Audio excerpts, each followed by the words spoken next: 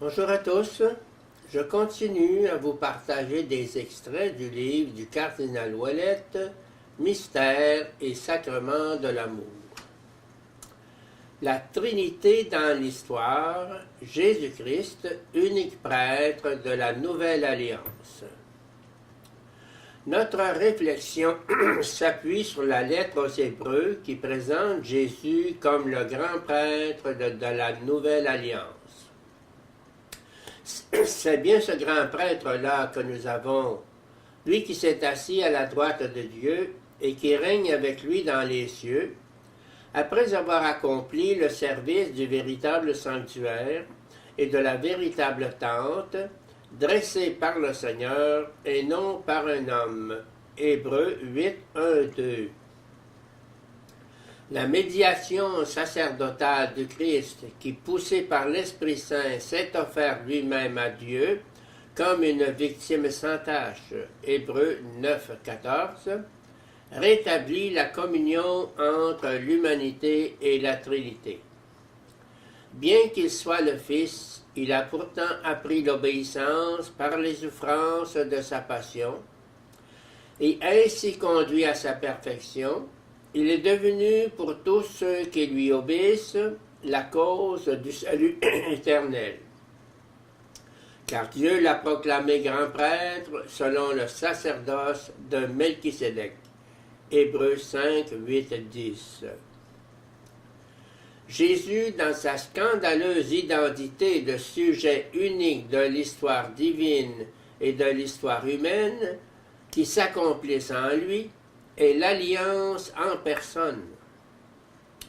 En lui, ce ne sont pas deux natures symétriques qui se rencontrent statiquement dans la même hypostase, mais deux conditions, deux histoires totalement différentes et incomparables, dont il est le même sujet, qui s'unissent dynamiquement dans un jeu de relations.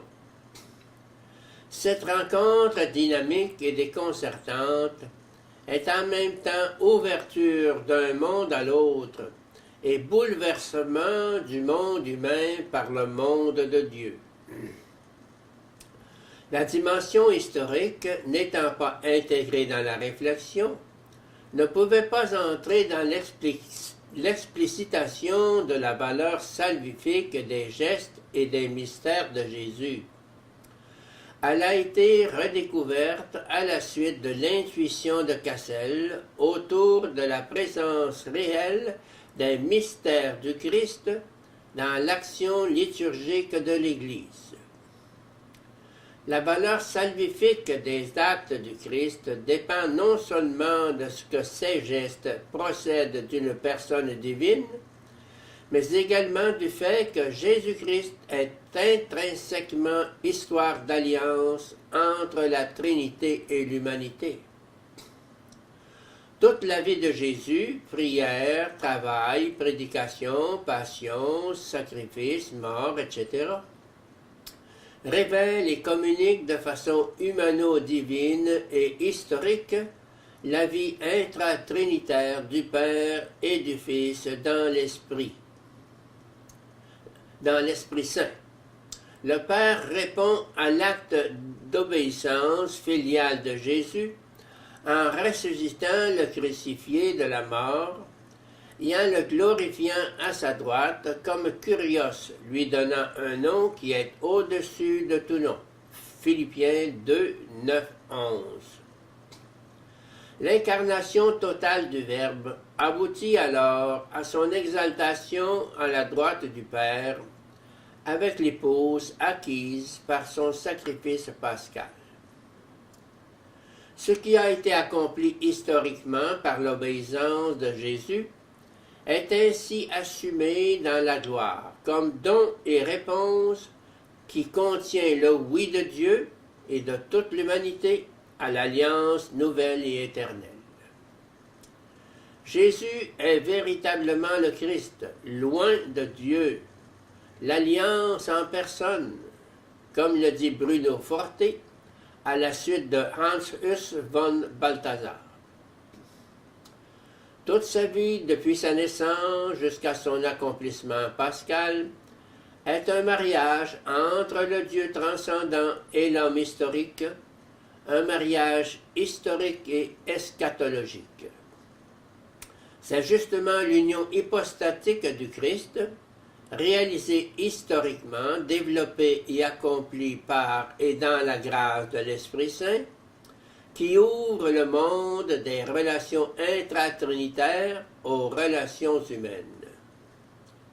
Lors de l'événement pascal, l'amour réciproque du Père et du Fils incarné, avec la médiation et la ratification de l'Esprit Saint, est accompli et révélé comme histoire trinitaire dans l'histoire humaine.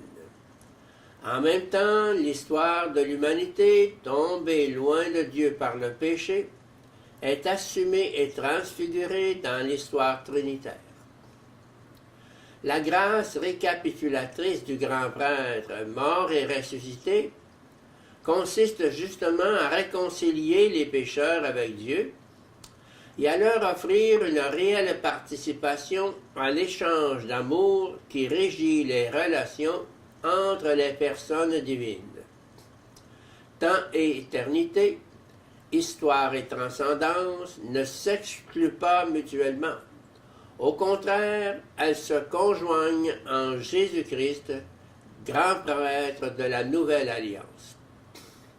Il a ouvert le temple de la Trinité au culte de l'humanité et a transformé l'histoire humaine en liturgie de gloire pour la Trinité. Son cœur transpercé, au croisement de tous les mystères, est une source jaillissante de vie éternelle pour l'histoire humaine.